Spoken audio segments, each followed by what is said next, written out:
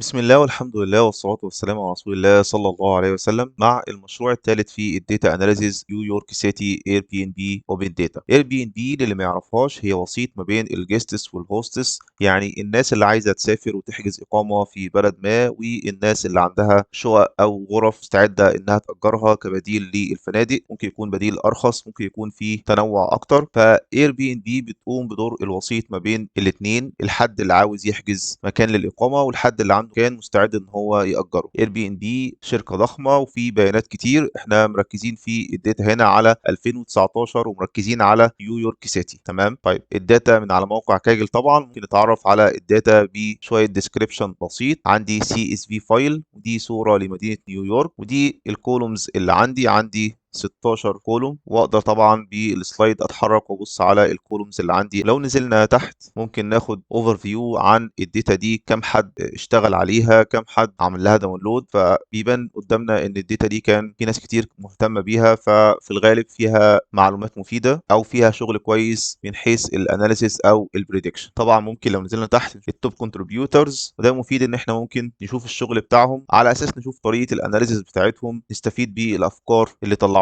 من الشغل على الداتا. كمان ممكن نبص على ريليتد نوت بوكس واللي فيها الموست فوتس للنوت بوكس على الداتا دي. ممكن قبل ما تبدا شغل خالص تبص على شغل الناس اللي سبقوك. خلينا ناخد مثال. لو بصينا على دي في الاول هنلاقي الراجل ده شغال بالار، فممكن ما نكونش مهتمين قوي بالكود بتاعه، لكن ممكن ناخد عناوين للافكار بتاعته. فبيدي ديسكريبشن للداتا. في الغالب النوت بوكس اللي بتبقى واخده اب فوتس عاليه او ناس كتير بتعمل منها كوبي اند اديت، الناس اللي بتشتغل بدوكيومنتيشن، لان بتبقى بوك تعليميه او ارشاديه للناس اللي هتبص عليها، فالناس بتستفيد منها بشرح لخطوات الحل مش مجرد الكود بس. فهنلاقيه بيوضح البروجكت ديسكريبشن وايه الخطوات اللي هيبتدي يشتغل بيها، وعامل كمان اوت لاينز بحيث ان انت لو مهتم بنقطه معينه هايبر لينك تقدر توصل ليها على طول. بنظره سريعه نلاقيه في مرحله الاناليزيس اشتغل على البرايس بالروم تايب. هنشوف عندنا انواع من الرومز والبرايس وعلاقتي النيبرهود وجيوغرافيك اناليسيس للمدن او المناطق داخل مدينه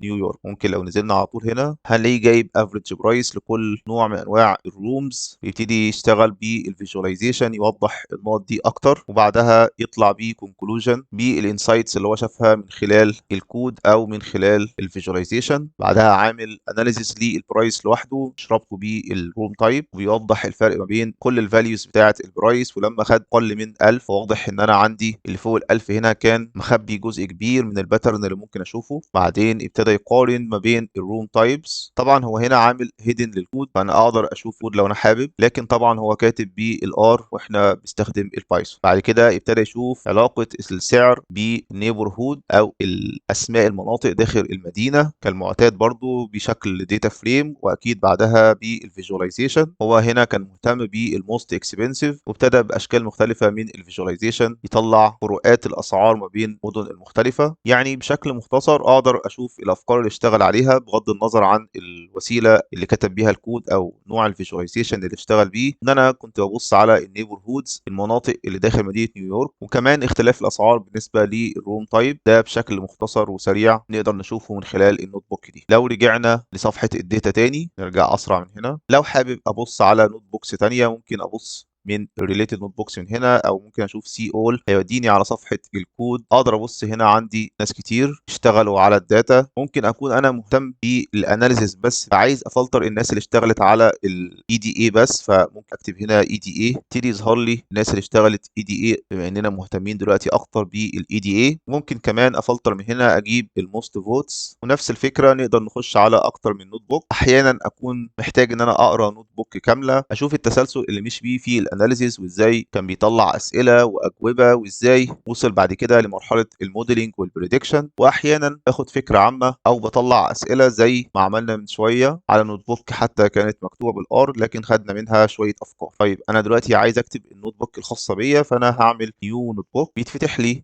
نوت بوك شبه اللي اشتغلنا عليها قبل كده، سواء على الكولاب او على جوبيتر او على فيجوال ستوديو كود. اقدر اسميها من هنا وليكن، وفي اول سيل موجوده بشكل افتراضي فيها امبورت للنمباي والبانداز في الاو اس عشان يبتدي يظهر الفايلز اللي هو مجهزها في الانبوت عنده. اقدر ابص عليها من هنا، ادي الانبوت، دي الداتا بتاعتي، السي اس في فايل والصوره البي ان جي. اقدر اعمل رن الاول سيل، شيفت انتر زي ما احنا متعودين، او من البلاي هنا كده بيبدا السيشن بتاعتي ويبتدي يرن السيل. طبعا الفور لوب هنا بتخليه يطبع اسماء الفايلز وموجوده فين. فعندي جوه كاجل انبوت نيويورك سيتي اير بي ان بي اللي هو ده، عندي فيه تو فايلز. طبعا انا مهتم بده، لو عايز اقرا الفايل فانا اقدر اقراه بالشكل ده. اقدر بعد كده اروح اجيب الفايل باص طبي، احطه هنا بيست، محتاج دي دلوقتي. كده انا معايا الباص بتاع الفايل. طبعا انا غلطت هنا واخد الباص بتاع الصوره، احنا محتاجين السي اس في. واقدر ابص على الهيد، وبكده الداتا بتاعتي جاهزه اقدر اشتغل عليها. طبعا عندي من هنا اقدر اعمل لينك مع الجيت هاب واسيف النوت بوك بتاعتي في الجيت هاب على طول. اقدر اعمل داونلود، اقدر اعمل امبورت او ابلود لنوت بوك انا كاتبها على الجهاز عندي. لو انا عايز اشتغل على الداتا دي على الجهاز عندي هعمل داونلود للداتا، وبعد ما اخلص شغل حابب ان انا اشارك النوت بوك بتاعتي على كاجل، فهعمل نيو نوت بوك واعمل امبورت، واقدر اشارك